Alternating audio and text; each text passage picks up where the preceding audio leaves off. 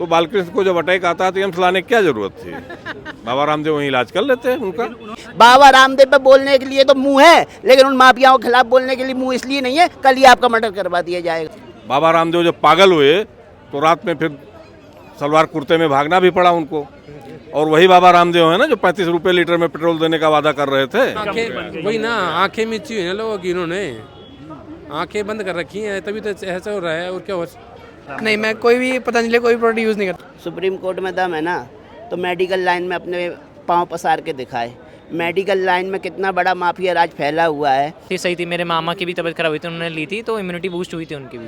मुझे बाबा के प्रोडक्ट पे भरोसा नहीं है, मुझे उसके पीछे जो लेबल है ना उस पर भरोसा है।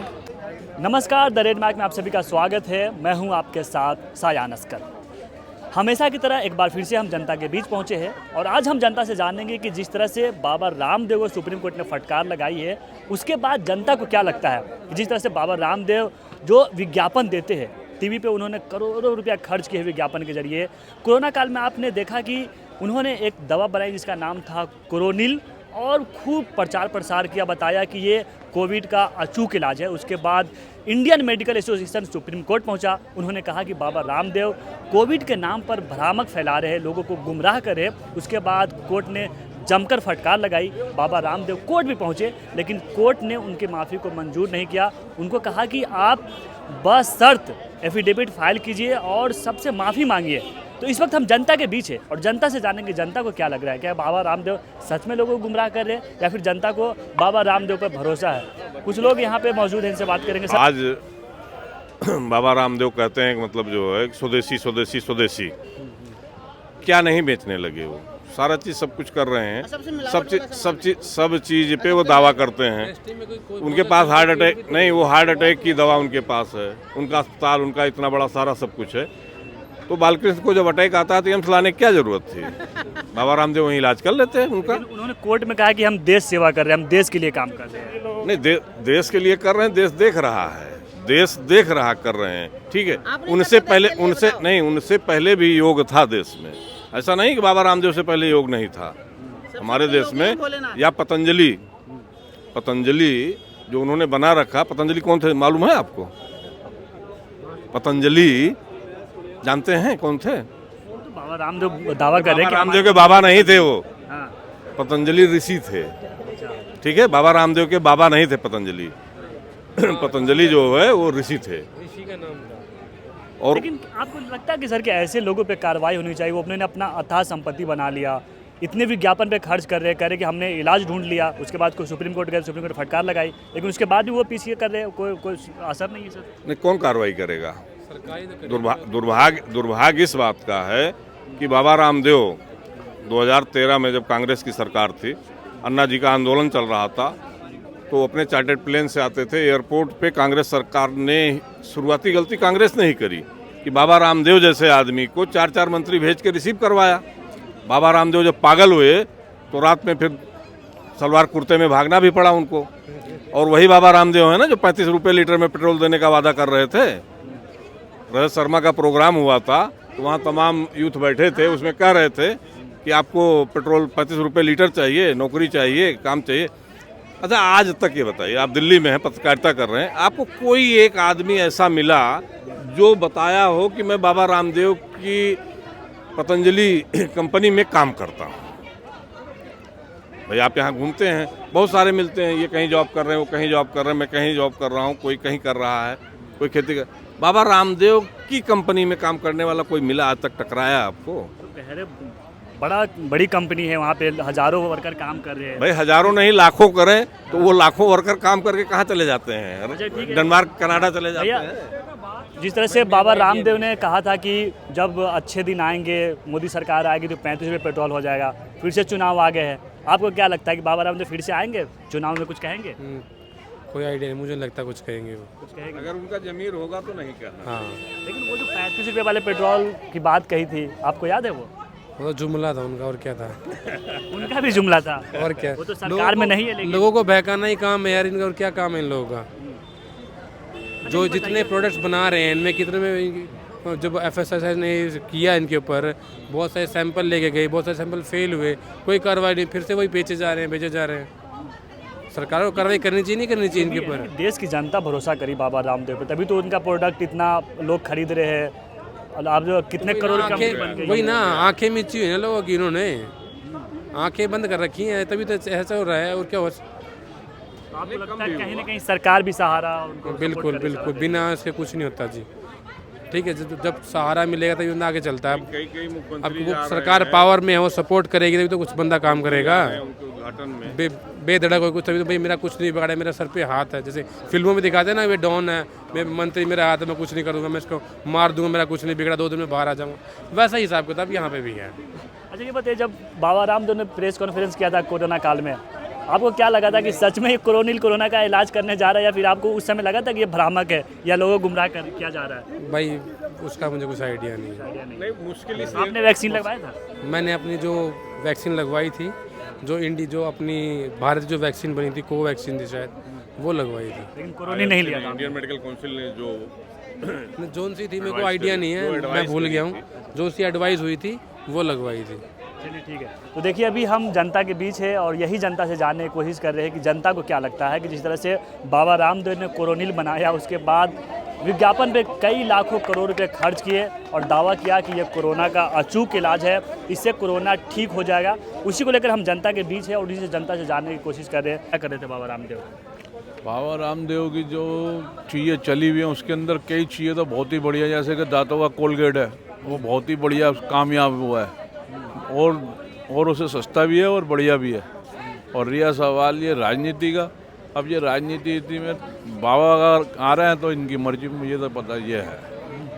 तो कोरोनिल का नाम सुने थे आप? कोरोनिल का हाँ, वो रामलीला ग्राउंड में भी बैठे हुए थे। एक तो धरना की बात, जैसे कोरोना काल में जैसे कोविड का वैक्सीन आया तो उस समय बाबा, हाँ आपने लगवाया, लेकिन बाबा ने दावा किया कि हमने एक दवा बना ली है, इससे कोरोना ठीक हो जाएगा।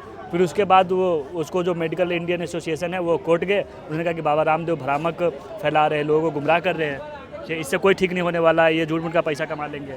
नहीं, लोगों को फायदा था, अभी तो लगवाया 2 की जगह 3 लगवाया। बलगम में हमने तो 2 ही लगवाए, लोगों ने 3 लगवाए।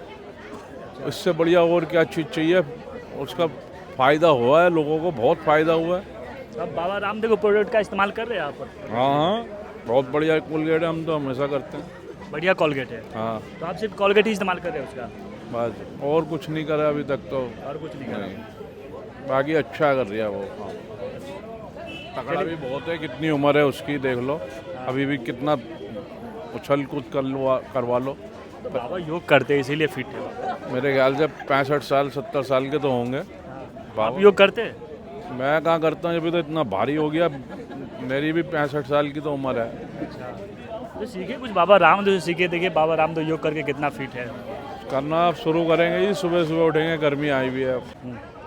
अभी बाबा रामदेव को सुप्रीम कोर्ट ने फटकार लगाई है, उन्होंने कहा है कि आप लोगों को गुमराह कर रहे, भ्रामक दवा बेच रहे हैं। आपको क्या लगता है कि बाबा रामदेव की जो प्रोडक्ट है वो सही है, या फिर सच में वो लोगों को गुमराह कर रहे हैं या भ्रामक चीज़ें बेच रहे हैं? सुप्रीम कोर्ट में दम है ना, तो मेडिकल लाइन में अपने पाँव पसार के दिखाए। मेडिकल लाइन में कितना बड़ा माफिया राज फैला हुआ है, आपको ही पता है। अभी कुछ दिन पहले ही खबर है, कैंसर का इंजेक्शन घर पे बना के लाखों रुपए में, क्या करोड़ों रुपए में बेचा जा रहा था। अब उस पर कौन बात करेगा? सुप्रीम कोर्ट ने कभी बात की? जो मेडिकल लाइन में माफिया लोग घुसे हुए हैं उस पर कौन बात करेगा?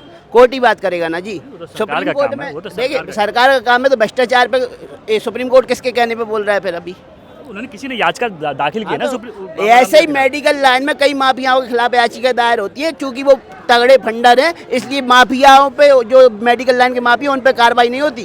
कोरोना काल में भी कई माफिया उजागर हुए थे जिन्होंने दवाइयों की कालाबाजारी की थी। बाबा रामदेव पे बोलने के लिए तो मुंह है, लेकिन उन माफियाओं के खिलाफ बोलने के लिए मुंह इसलिए नहीं है, कल ही आपका मर्डर करवा दिया जाएगा। तो आपको लगता है कि कोरोनिल सही था, उससे कोरोना ठीक हो जाता? देखिए, मैं ये नहीं कह रहा कौन सही था कौन गलत था, मैं कह रहा हूँ अगर आप गलत हैं तो मैं भी कहीं ना कहीं सही नहीं हूँ। अगर भारत में भ्रष्टाचार है तो उस भ्रष्टाचार की वजह एक व्यक्ति नहीं हो सकता है। अगर भ्रष्टाचार है तो 140 करोड़ हिंदुस्तानी उसकी वजह है, अकेले एक व्यक्ति भ्रष्टाचार की वजह नहीं हो सकता है।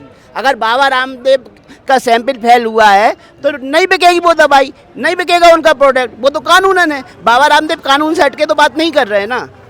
लेकिन उन मेडिकल माफियाओं पे कब कार्रवाई होगी जो नकली दवाइयों का काला बाजारी करके रोज कैंसर मरीजों की जान ले रहे हैं, उनके परिवार को नीलाम कर दे रहे हैं रोड पे? लेकिन सरकार, सुप्रीम कोर्ट ने सरकार पे भी सवाल खड़े किए कि सरकार आंखें क्यों बंद कर ली जब बाबा रामदेव इस तरह के भ्रामक चीजें बेच रहे थे, विज्ञापन दे रहे थे। तो हमने कहा कांग्रेस सरकार हो, एनडीए सरकार हो, कोई भी सरकार हो, मेडिकल माफियाओं के खिलाफ किसी की बोलने की हिम्मत नहीं है। बाबा रामदेव के खिलाफ तो दुनिया बोलने खड़ी हो जाती है, मेडिकल माफियाओं के खिलाफ बोल के दिखाए कोई सरकार, तब मैं कह रहे हैं कि भ्रष्टाचार खत्म कर कोरोना देंगे। काल में कई जनों के ऑर्गन चले गए, ऑर्गन निकाल के बेच दिए गए, तो सरकार ने सुध नहीं ली। कौन जिम्मेदार है? जिम्मेदार कौन है आपको क्या जिम्मेदार कानून है, कानून व्यवस्था है जो मेडिकल माफियाओं पे शिकंजा नहीं कस पा रही है। पब्लिक को बॉडी मिलती है तो पता नहीं उसमें कौन सा पार्ट रहेगा कौन सा नहीं रहेगा। तो मेडिकल माफियाओं पे पहले कार्रवाई करो। बाबा रामदेव तो सर, सरकारी करेगी ना कार्रवाई। बाबा रामदेव तो आयुर्वेदिक और होम्योपैथिक पे काम कर रहे हैं। आपको वो है ना, कम से कम आर्थिक रूप से तो नहीं मारेगा बाबा रामदेव। मेडिकल माफिया तो एक रात में आपको रोड पे ला देते हैं, करोड़पति से रोडपति बना देते हैं। तो चलिए, कुछ वकील लोग हैं, वकील कोर्ट का मामला है तो वकील से ही जानेंगे। अच्छा, आपने रामदेव का नाम सुना है? बाबा रामदेव का हाँ। सुना आपने? अभी बाबा रामदेव को सुप्रीम कोर्ट ने फटकार लगाई है। उनको कहा है कि आप जो कोरोनिल दवा है वो भ्रामक था, आप लोगों को गुमराह कर रहे हैं, इस तरह की दवाई आपको नहीं बेचनी चाहिए था। उन्होंने हालांकि माफ़ी भी मांगी लेकिन कोर्ट ने उसकी माफ़ी को मंजूर नहीं किया। आपको क्या लगता है कि बाबा रामदेव जिस तरह की प्रोडक्ट बना रहे हैं उसको जनता को लेनी चाहिए, या बाबा रामदेव सच में योग के नाम पर या आयुर्वेद के नाम पर लोगों को गुमराह कर रहे हैं? फिलहाल मतलब मैं इतना प्रोडक्ट यूज़ नहीं करता बाबा रामदेव के, बट जहाँ तक मैंने सुना है वो मतलब आयुर्वेदिक वाली चीज़ें ही बनाते हैं। बाकी मतलब प्रोडक्ट यूज़ नहीं करता, मुझे पता नहीं है, क्योंकि बिकॉज जब तक जिस चीज़ का यूज़ ना करो तो उसके बारे में पता नहीं चल सकता है। बाकी अगर यूज़ करते हैं, कुछ नहीं यूज़ करते बाबा रामदेव? नहीं, मैं कोई भी पतंजलि कोई प्रोडक्ट यूज़ नहीं करता। ये यूज़ करते हैं वैसे, इनसे आप पूछ सकते हो। अच्छा, आप यूज़ करते हैं पतंजलि का कुछ प्रोडक्ट? हाँ, अश्वगंधा यूज़ किया है। अश्वगंधा यूज़? हाँ, मतलब चूर्ण वूर्ण आते हैं वो असली जो होते हैं, जनरली असली होते हैं। बाकी अगर मैं मेडिसिन की बात करूँ तो मेडिसिन मैं जनरली यूज़ नहीं करता। मेडिसिन तो ज़्यादातर हम एलोपैथिक ही यूज़ करते हैं। जो चूर्ण होते हैं, जो बाकी चीज़ें होती है, जैसे अश्वगंधा हो गया, त्रिफला हो गया, या फिर और एलोवेरा, ये सारी चीज़ें जो जनरली असली होती हैं उनकी। आपने कोरोनिल का नाम सुना? हाँ, सुना हुआ है। जो किट बनाई थी उन्होंने कोरोना के टाइम पे। हाँ, सुप्रीम कोर्ट ने कहा है कि ये गलत था, इस तरह की चीज़ें से कोविड ठीक नहीं होता, कोरोना ठीक नहीं होता। आपको क्या लगता है कि जो बाबा रामदेव ने किया था वो सही किया था? आप बताइए। देखो, जो उन्होंने किया था वो तो अपने उनकी तो इंटेंशन सही थी। प्लस अगर मैं बिजनेस साइड से भी वो ठीक उस टाइम उस लोगों ने बहुत ज़्यादा कोरोनिल किट ली और उनकी इम्यूनिटी बूस्ट भी। उनका तो काम था इम्यूनिटी बूस्ट करने का, ऐसा तो कोई था नहीं कि आपको लेनी है। लोगों ने खुद जाके करी, इम्यूनिटी बूस्ट करने की जड़ी बूटियाँ थी, तो वो एक चीज़ सही थी। मेरे कोरोनिल तो जो किट थी सही थी। मेरे मामा की भी तबीयत खराब हुई थी, उन्होंने ली थी तो इम्यूनिटी बूस्ट हुई थी उनकी भी। इम्यूनिटी बूस्ट हुआ था उससे? हाँ, ठीक हो गए वो। आपका नाम क्या? दीपांशु सोनी। क्या करते दीपांशु आप? अभी जस्ट इंडसइंड बैंक में। अच्छा, बैंक में है? हाँ। चलिए, तो आपने बाबा रामदेव के बारे में जानते हो, उसका प्रोडक्ट भी आप इस्तेमाल करते हैं? हाँ। अच्छा, ये बताइए, आपने बाबा रामदेव का नाम सुना है आपने? हाँ जी, हाँ जी।